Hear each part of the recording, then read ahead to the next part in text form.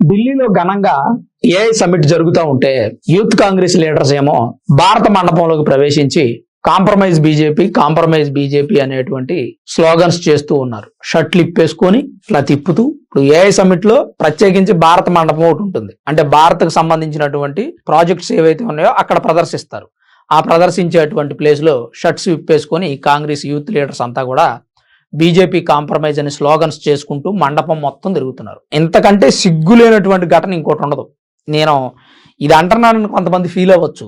ఎందుకు నేను ఇట్లా మాట్లాడుతున్నానో కూడా మీరు ఈ వీడియో చూస్తేనే అర్థమవుతుంది. ఇప్పుడు ఏఐ సమ్మిట్ అనేది బీజేపీ పార్టీ సొంతది కాదు, ప్రభుత్వం నిర్ణయించింది. అది ప్రభుత్వం చేసేటువంటి పెద్ద కార్యక్రమం, ఇంటర్నేషనల్ గా చాలా గొప్ప పేరున్నటువంటి కార్యక్రమం. అది చాలా మంది పెద్ద వాళ్ళు కూడా అది ఇండియా చేస్తున్న కార్యక్రమం కాదు, ఏఐని ఇండియా లీడ్ చేస్తుంది అన్నారు.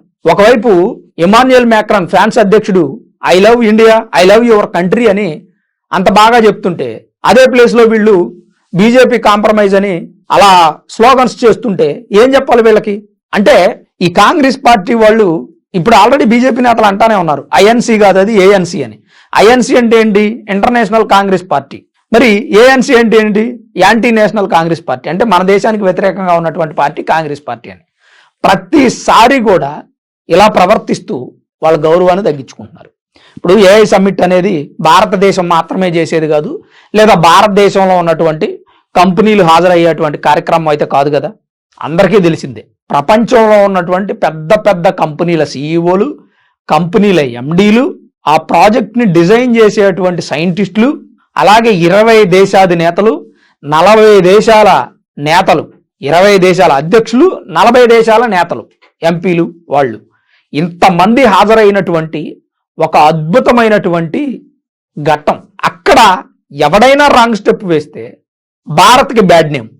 ఆల్రెడీ ఆ గ్యాల్గోటియాస్ యూనివర్సిటీ వాళ్ళు చేసినటువంటి పెంటకే భరించలేకపోతున్నాం. వాళ్ళేదో రోబో డాగ్ని తీసుకొచ్చి దీన్ని మేమే క్రియేట్ చేసాం, మేమే తయారు చేసామని ఆ నేహా సింగ్ అనే ప్రొఫెసర్ ప్రగల్భాలు పలికింది. అక్కడే పరువు పోయింది ఇండియాదని చెప్పి అందరూ కామ్గా కూర్చుంటే, ఆ ఇన్సిడెంటే నేషనల్ మీడియాలో మనం లేకి పారేసింది.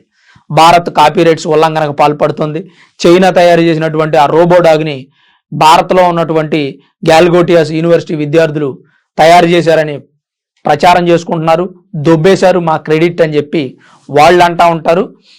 వేరే దేశాల వాళ్ళు కూడా మాట్లాడతారు. అదొక పెద్ద బ్లెండర్ మిస్టేక్. దాని తర్వాత మళ్ళీ అదే యూనివర్సిటీ వాళ్ళు థర్మాకోల్ షీట్స్తో తయారు చేసినటువంటి ఒక ప్లేన్ తీసుకొచ్చి దాన్ని అక్కడ ఏఐ సమ్మిట్లో ప్రదర్శించి, ఇదే ఏఐ డ్రోన్ అటది. ఇది థర్మాకోల్ షీట్స్ 4 ముక్కలు తీసుకొని అంటించి ఎదరొక ఫ్యాన్ పెట్టి వెనక ఒక 2 రెక్కలు పెట్టి పైన థర్మాకోల్ షీట్లు రెక్కలు పెట్టి మళ్ళీ అది ఊడిపోకుండా తాడు కట్టి బిగిస్తే అది ఏఐ డ్రోన్ అట. భారతదేశం యొక్క ఇమేజ్ని ఎందుకు తగ్గించుకుంటున్నారో నాకైతే అర్థం కావట్లా. ప్రతి ఒక్కడు భారతదేశం మీద ప్రేమ ఉన్నట్టు మాట్లాడతాడు. అంత ప్రేమ ఉన్నోళ్ళు బీజేపీ పార్టీ మీద మీకున్న పగనే ఆ ఇంటర్నేషనల్ సమ్మిట్లో తీయటం ఏంటండి? ఇప్పుడు ఏఐ సమ్మిట్ అంటే ఏంటి? ఇంటర్నేషనల్ సమ్మిట్టే. ప్రపంచంలో ఉన్న అన్ని దేశాలు, సుమారు 100 దేశాల ప్రతినిధులు హాజరవుతున్నారంట. 40 దేశాల ఎంపీలని చెప్పుకున్నావా, 20 దేశాల అధ్యక్షులని చెప్పుకున్నావా, 100 దేశాలకు సంబంధించినటువంటి కంపెనీల సీఈఓలు కానీ ఎండీలు కానీ వచ్చారు. చిన్న సమ్మిట్ అది. ఉత్తిగే కాంగ్రెస్ పార్టీ వాళ్ళు టీషర్ట్ తీసుకొని ఎగరటానికి ఏంటండి అది? విచక్షణ మరిచిపోయి కామన్ సెన్స్ ఉండాలి కదా. అలాంటి ఒక ప్రోగ్రాంలో మనం ఎట్లా చేస్తే భారతదేశం యొక్క పరువు పోతుంది అనే విషయాన్ని గమనించాలి ఏ వ్యక్తి అయినా కానీ. ఈ విషయం మీద ఖచ్చితంగా రాహుల్ గాంధీ గారు వివరణ ఇవ్వాలి. అసలు ఎందుకు యూత్ కాంగ్రెస్ లీడర్స్ని ఆ ఏఐ సమ్మిట్లో భారత మండపానికి పంపించారండి? ఇది రాంగ్ కాదు. ఇది దేశం యొక్క పరువును తీస్తున్నారు. గతంలో కూడా అనేక సందర్భాల్లో కోవిడ్ వ్యాక్సిన్ భారతదేశం తయారు చేస్తే కూడా మన దేశాన్ని అప్రిషియేట్ చేయకుండా వేరే దేశాన్ని అప్రిషియేట్ చేశారని ఇప్పుడు అక్కడ బీజేపీ నేతలు మాట్లాడుతూ ఉన్నారు. ఆపరేషన్ సింధూర్ టైంలో కూడా పాకిస్తాన్ సపోర్ట్ చేశారని అక్కడ ఉన్న వాళ్ళు చెప్తా ఉన్నారు. ఆల్రెడీ ఐఎన్సీ కాదు ఏఎన్సీ అంటూ ఉన్నారు కదా. అంతకంటే ఇంకేం కావాలని నాకు అర్థం కాదు. కాంగ్రెస్ పార్టీ బీజేపీ పార్టీ వాళ్ళకి ఏదైనా తగాదులు ఉంటే మీరు చూసుకోండి. అంతేగాని అలాంటి ఒక ఇంటర్నేషనల్ సమ్మిట్లో భారతదేశం పరువు తీస్తారా? కొంచెం అన్న సిగ్గుండాలి కదండి. ఈ దేశంలో ఉన్నటువంటి పౌరులంతా కలిసి కాంగ్రెస్ పార్టీని తరిమి కొడితే ఏంటి పరిస్థితి? అసలు ఎక్కడ? ఇప్పుడు నేషనల్ మీడియాలో వస్తుంది ఈ యూత్ కాంగ్రెస్ లీడర్స్ చేసినటువంటి పని. ఇదేనా ప్రజాస్వామ్యంలో సభ్యత సంస్కారం ఉన్నటువంటి పార్టీలు చేసే పని? ఇదేనా? ఈరోజు ఎందుకు నేను ఎంత రియాక్ట్ అవుతున్నానంటే, ఇది బీజేపీ పార్టీ కాంగ్రెస్ పార్టీకి సంబంధించిన విషయం కాదు. నేషనల్ మీడియా మొత్తం అక్కడే ఉంది. దేశం మొత్తం ఈ విషయాన్ని చూస్తారు. ప్రపంచం మొత్తం వైరల్ అయిపోయింది. ఆ భారతదేశంలో బీజేపీ పార్టీకి అగైనిస్ట్గా కాంగ్రెస్ పార్టీ వాళ్ళు బీజేపీ సరెండర్, బీజేపీ కాంప్రమైజ్ అని నినాదాలు చేస్తూ ఉన్నారు. అంత పెద్ద ఏఐ సమ్మిట్లో ఈ దరిద్రం ఏంటి? నిజంగానే ప్రధాని నరేంద్ర మోదీ కాంప్రమైజ్ అయితే అయ్యాడయ్యా, అది మీరు చూసుకోండి. కాంగ్రెస్ పార్టీ, బీజేపీ పార్టీ చూసుకోండి. దేశానికి ఎందుకు ముడిపెడుతున్నారు? 140 కోట్ల మంది భారతీయులు పరువు తీస్తున్నారు ప్రపంచవ్యాప్తంగా. ప్రధాని నరేంద్ర మోదీ కాంప్రమైజ్ అయ్యాడు అయితే మీరు పొద్దాక మీడియాలో చెప్పండి, ప్రెస్ మీట్లు పెట్టండి, లోక్సభలో మాట్లాడండి, పార్లమెంట్లో మాట్లాడండి. ఆ ప్లాట్ఫామ్స్ సరిపోవట్లేదు మీకు? బయటకు వచ్చి కూడా ఇట్లా కూడా దేశం పరువు తీయాలా? అరే ఆ గాల్గొట్టి యూనివర్సిటీ వాళ్ళకే బుద్ధి లేదనుకుంటే మీరు మరీ తయారయ్యారు. దీన్ని ఖండించేది ఎవడు? అడిగేది ఎవడు? దేశం, భారతదేశం యొక్క పేరు గొప్పగా విరాజిల్లుతుంది ఈ మధ్యకాలంలో, ఈ 10-11 సంవత్సరాల నుంచి. ఇండియా అంటే గొప్పగా ఉంది. సుమారు 100 దేశాధినేతలు కూడా మన దేశాన్ని గొప్పగా భావిస్తున్న 4వ అతిపెద్ద ఆర్థిక వ్యవస్థగా ఎదిగాం, డెవలప్ అవుతా ఉన్నాం, కొత్త ప్రాజెక్టులు, రక్షణ రంగంలో బలంగా తయారయ్యాం. రేపో మాపో 3వ అతిపెద్ద ఆర్థిక వ్యవస్థగా ఎదగబోతున్నాం, 3వ స్థానానికి వచ్చేస్తున్నాం. అరే ఏం జరుగుతోంది ఈ దేశంలో? జరుగుతున్నటువంటి ఏఐ సమ్మిట్ కార్యక్రమం అంత పెద్దది జరుగుతుంటే దాన్ని అవమానించి, ఇండియాను అవమానించే దిశగా అడుగులు వేస్తుందంటే కాంగ్రెస్ పార్టీ యూత్ లీడర్స్ ఇంకెంతకంటే ఏం కావాలి? దేశాన్ని వాళ్ళు వ్యతిరేకిస్తున్నారు అనడానికి. ఇలాంటి కార్యక్రమం చేస్తున్నప్పుడు ఎలా ఉండాలో తెలిసి సెన్స్ లేదా? అరే ప్రతి ఒక్క భారతీయుడు ఈ విషయం మీద స్పందించాలి. భారతదేశం యొక్క పరువు పోతుంది. ఒక్కడికి కూడా కనీసం ఇప్పుడు ఈ విషయం బయట దేశాల్లో తెలిసిందనుకోండి, శత్రు దేశాల వాళ్ళు ఏమనుకుంటారు? గాల్గొట్టి యూనివర్సిటీ వాళ్ళు చేసిందే శత్రు దేశాల వాళ్ళు ఏకపారేస్తున్నారు. ఆ 2 ఇన్సిడెంట్స్ చాలు, ధర్మకోలి విమానం ఒకటను, రోబోడాగు కాపీరైట్స్ ఉల్లంఘన, ఈ 2 విషయాలు చాలదా? అవి 2 చాలన్నట్టు మళ్ళీ ఇదో దరిద్రమా? మీకుంటే ఇప్పుడు ఓట్లేసి ప్రజలు గెలిపించారా? ఈ భారతదేశాన్ని మీరు గొప్పగా నిలబెడతారని గెలిపించారు, బుద్ధి లేక ఓట్లేసాం మీకు. ప్రజలంతా పిచ్చోళ్ళ? ఓట్లేసి గెలిపించినప్పుడు భారతదేశం యొక్క పరువు కాపాడడానికి ట్రై చేయండి. అభివృద్ధి చేయకపోతే అడగండి బీజేపీ పార్టీని, కంపెనీలు లేకపోతే అడగండి, ఉద్యోగాలు ఇవ్వకపోతే అడగండి, ఉపాధి అవకాశాలు లేకపోతే అడగండి, ఆర్థిక అభివృద్ధి లేకపోతే అడగండి, ప్రశ్నించండి గట్టిగా. ఏం చేస్తున్నారో అని అడగండి, వాళ్ళు చేస్తున్న పనులు ప్రజలకు చెప్పండి. అంతేగాని వాళ్ళే అభివృద్ధి కార్యక్రమం చేయాలని, ఏఐ సమ్మిట్ అని, ఇంటర్నేషనల్ సమ్మిట్ అది, దాన్ని ఆగం చేయాలని చూస్తే ఇంకా మీరేమి భారత ప్రజల వైపు నిలబడినట్టు ఎక్కడుంది? అసలు మీరు నిలబడారనడానికి ప్రూఫ్ కూడా లేదు. వ్యతిరేకిస్తున్నారు మీరు భారతదేశాన్ని, భారతదేశంలో ఉన్న ప్రజల్ని. 140 కోట్ల మంది ప్రజలు ఓట్లేసి గెలిపించినటువంటి ఈ ప్రభుత్వాన్ని అవమానిస్తున్నారు. ప్రశ్నించండి, తప్పు కాదు. అవమానించడం ఎందుకు దేశాన్ని? దానివల్ల మీరు ఏం పోగేసుకుంటారు? ఏం సాధిస్తారు? మహా అయితే దేశం పరువు పోతుంది. ఆ ఇంటర్నేషనల్ సమ్మిట్లో భారతదేశంలో పెట్టుబడులు పెట్టాలనుకునేటువంటి కంపెనీలన్నీ వెనక్కపోతాయి. భారతదేశం ఎంత దరిద్రంగా ఉందంటే వీళ్ళే సర్దు మనగట్లేదు, ఒకరికొకరు గొడవలు పడుతున్నారు. ప్రతిపక్షం డైరెక్ట్ గా ఏఐ సమ్మిట్ లో భారత మండపంలోకి వచ్చి డౌన్ మోదీ అంటా ఉన్నారు, మోదీ కాంప్రమైజ్ అంటా ఉన్నారు, బీజేపీ కాంప్రమైజ్ అంటా ఉన్నారు. ఏదో రాజకీయ సంక్షోభం ఉందబోరియం మనకెందుకు వచ్చిందిలే, ఈ దేశంలో మనం ఏడ పెట్టుబడులు పెడదామని వాళ్ళ దారిని వాళ్ళు పోయారనుకోండి, రేపు భారతదేశం ఆర్థిక అభివృద్ధి కొద్దిగా వెనకబడుతుంది.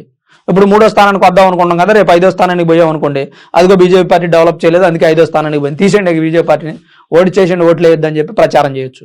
ఎట్లాంటి ప్రయత్నాలు తప్ప ఎక్కడా కూడా దేశానికి ఉపయోగపడే పని చేయట్లా. ఏఐ సమ్మిట్ పెట్టారు, ఏఐ సమ్మిట్ రేపుతో ముగిసిపోతుంది. ఆ ఓపిక పట్టండి, రేపు అయిపోతుంది, 21తో అయిపోతుంది.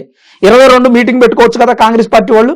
ఒక ప్రెస్ మీట్ పెట్టి ఏమయ్యా 3 రోజుల పాటు ఏఐ సమ్మిట్ పెట్టారు, ఇంటర్నేషనల్ సమ్మిట్ అన్నారు, పెద్ద దేశాధినేతలంతా వస్తామన్నారు, కోట్ల రూపాయలు ఇన్వెస్ట్మెంట్స్ వస్తాయి అన్నారు, ₹1 కూడా రాలేదేమయ్యా, పైగా గాల్గొట్టి యూనివర్సిటీ అంటే అట్ట చేసింది అని ప్రశ్నించండి, అది బాగుంటుంది.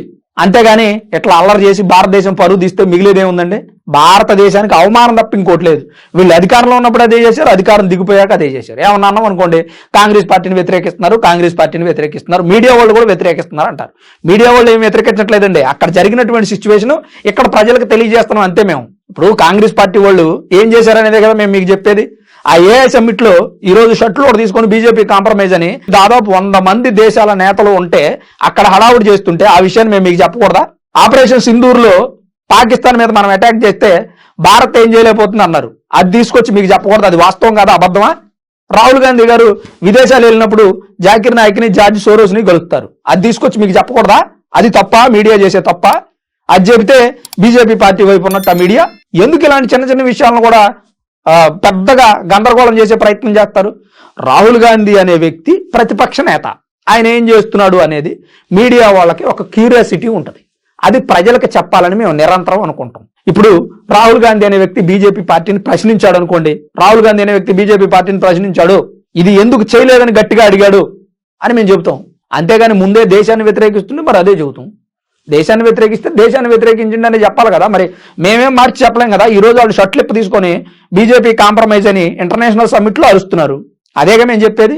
అట్లా కాకుండా యూత్ కాంగ్రెస్ లీడర్స్ వచ్చారండి, ఏఐ సమ్మిట్ని చక్కగా ప్రదర్శించి వెళ్ళారండి.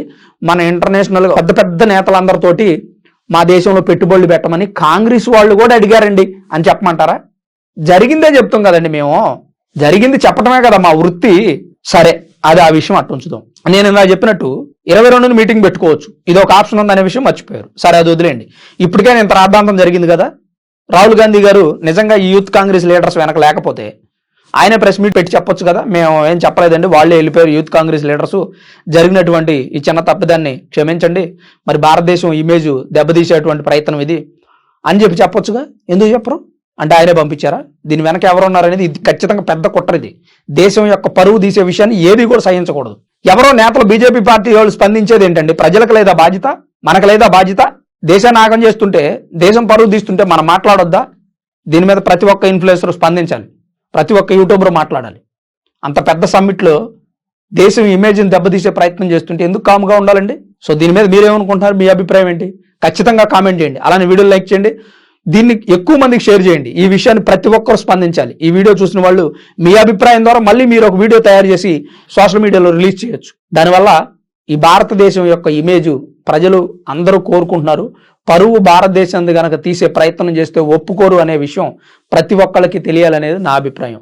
అలాగే వీడియో చూస్తున్న ప్రతి ఒక్కరూ దయచేసి లైక్ చేయండి. Thanks for watching this video. This is Ram signing off Sunward studios.